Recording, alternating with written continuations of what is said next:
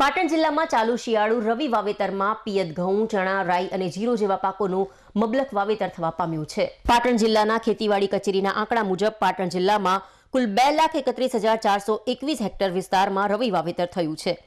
પાટણ જિલ્લામાં અત્યારે શિયાળુ રવિ પાકના વાવેતરમાં સૌથી વધુ 59,301 હેક્ટર વિસ્તારમાં ચણાનું વાવેતર થયું છે, જ્યારે 35,190 હેક્ટરમાં પિયત ઘઉં, 41,955 હેક્ટરમાં જીરું તેમજ 24,691 હેક્ટર વિસ્તારમાં રાઈનું વાવેતર થયું છે.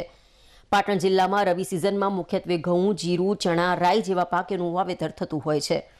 એમાં પણ ખાસ કરીને જિલ્લાના સમી અને શંખેશ્વર વિસ્તારમાં ચણા અને સમી, રાધનપુર, સાંતલપુર વિસ્તારમાં જીરુંનું વાવેતર મોટા પાયે થતું હોય છે.